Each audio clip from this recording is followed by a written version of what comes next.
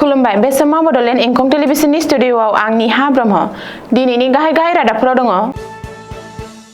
आसाम पुलिसनि गासैबो सुटिखौ केन्सेल खालामबाय। बाक्सायाव दखान बाजार बन्द स्रि स्राय थासारि। गगामुगाव थामथि मिसिं स्पर्ट्स कार्निभालखौ लाना बानजाय आफादनि खौरांगिरि मेल। मोसौ खावनायनि सन्देहआव राइजोफोरा साथाम बांलादेशीखौ जिउ फोजोबदों। जुबिन गार्गनि न्यायनि दाबिजों आसामाव देरसिन डिजिटेल प्रटेस्ट।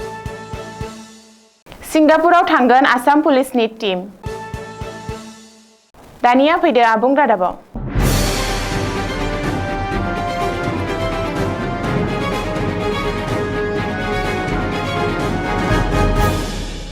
आसाम पुलिसनि गासैबो सुटिखौ केन्सेल खालामनाय जाबाय।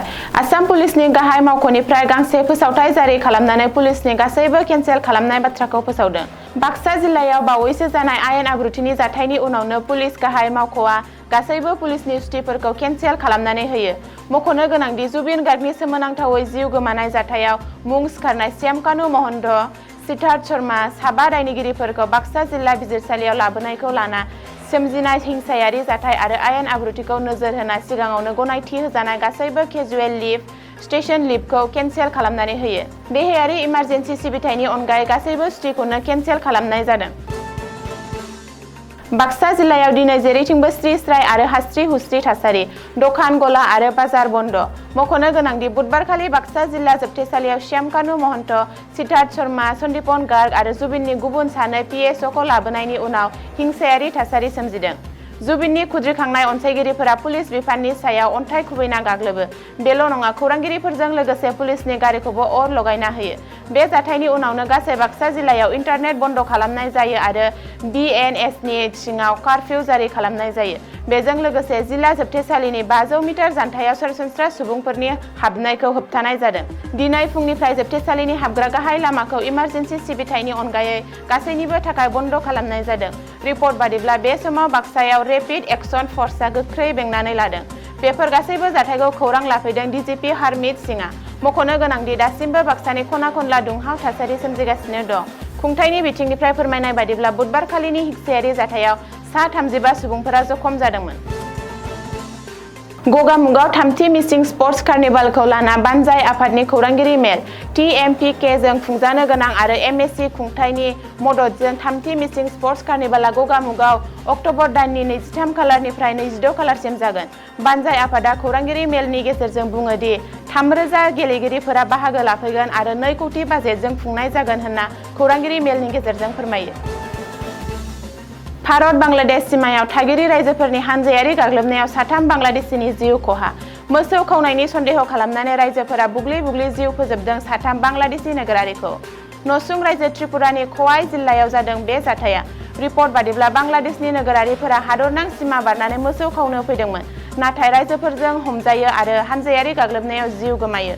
बबेखानि मोसौ खावनो फैना जिउ गोमानाय सुबुंफोरखौ जुएल मिया, सजल मिया आरो पन्डित मिया होननानै सिनायथिनो हादों होनना पुलिसआ सुलुङाव फोरमायदों। बबेखानि बांलादेशी मोसौ सिखावफोरनि गाग्लोबनायाव धीरेन्द्र तेलेङा आरो मिथुन तेलेङा मुंनि सानै जायगानि सुबुङाबो गोब्राब जखम जायो आरो बिसोर सानैखौबो आगरतलानि जिबिपि हस्पिटालाव एडमिट खालामनाय जादों होननानै सुलुङाव फोरमायदों। रिपर्ट बादिब्ला जिउ गोमानाय सुबुंफोरखौ सिनायथिनायनि थाखाय बिएसएफ आरो बर्डार गार्ड्स बांलादेशआ फ्लेग मिटिं खुंनाय जायो। बेनि उनाव साथाम बांलादेशीनि गोथै सह'खौ बर्डार गार्ड्स बांलादेशनो गथायनाय जागोन। आसामनि हार्टथ्रब जुबिन गार्गनि सोमोनांथावै रुंसारि जानाय जाथायनि न्याय नागिरनानै आसामनाङै गोख्रों सोमावसारनाया सोलिगासिनो थानाय बायदिनो आसामाव देरसिन डिजिटेल प्रटेस्टआबो सोलिगासिनो। जुबिन गार्गनि थार बिजिरनाय दाबिजों ससियेल मिडियायाव आन्दोलन जागायदों। जुबिननि अनसायगिरिफोरा ससियेल मिडियायाव #जास्टिस फर जुबिन गार्ग लिरनानै सोमावसारगासिनो दं। रिपर्ट बादिब्ला दासिम ससियेल मिडियायाव जुबिन गार्गनि 12 लाख अनसायगिरिफोरा #जास्टिस फर जुबिन गार्ग लिरनानै न्याय दाबि खालामदों।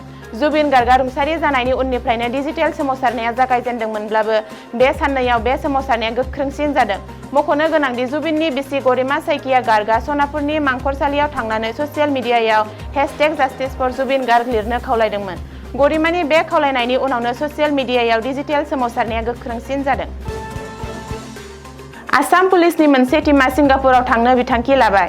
जुबिन गार्गनि सोमोनांथावै जिउ गोमानाय जाथायनि सायाव नायबिजिरनायखौ गेबेङै खालामनो थाखाय आसाम पुलिसनि मोनसे टीमा सिंगापुराव थांगोन। मिथिनो हानाय बादिब्ला आसाम पुलिसनि टीमा फैगौ 20 अक्ट'बर खालि सिंगापुराव थांगोन। पुलिसनि बे टीमखौ दैदेनगोन एडीजीपी एबा दानानै होजानाय एसआईटीनि दैदेनगिरि मुन्ना प्रसाद गुप्ताया। रिपर्ट बादिब्ला आसाम पुलिसनि टीमा 20 अक्ट'बर खालि सिंगापुराव थांनानै 21 अक्ट'बर खालि सिंगापुर पुलिसजों सावरायगोन। जुबिन गार्गआ सिंगापुराव सोमोनांथावै रुंसारि जानाय जाथायनि सायाव गेबेङै सावरायगोन सिंगापुर पुलिसजों। बबेखानि आसाम पुलिसनि टीमा जुबिन गार्गनि यार्ड पार्टी खालामनाय जायगा आरो जाब्रथाय जानाय जायगा एबा जुबिननि रुंसारि जानाय जायगायावबो थांनो हागौ होननानै सुलुङाव फोरमायदों। जुबिन गार्गआ सिंगापुरनि जाय हटेलाव थाहैदोंमोन बे हटेलावबो आसाम पुलिसनि टीमा सिंगापुर पुलिसनि मददाव नायबिजिरगोन। मख'नो गोनांदि बुधबारखालि गिबि मन्त्रि डक्टर हिमन्त बिश्व शर्माया सिंगापुरनि हाई कमिसन आरो भारतनि बायजोआरि मन्त्रि एबा जयशंकरजों सावरायनायनि उनाव आसाम पुलिसनि मोनसे टीमखौ सिंगापुराव जुबिन गार्गनि जिउ गोमानाय जाथायनि सायाव नायबिजिरनो दैथायहरनो थांखि लादों। दिनैनि रादाबा एसेनोसै, गोजोन्थों।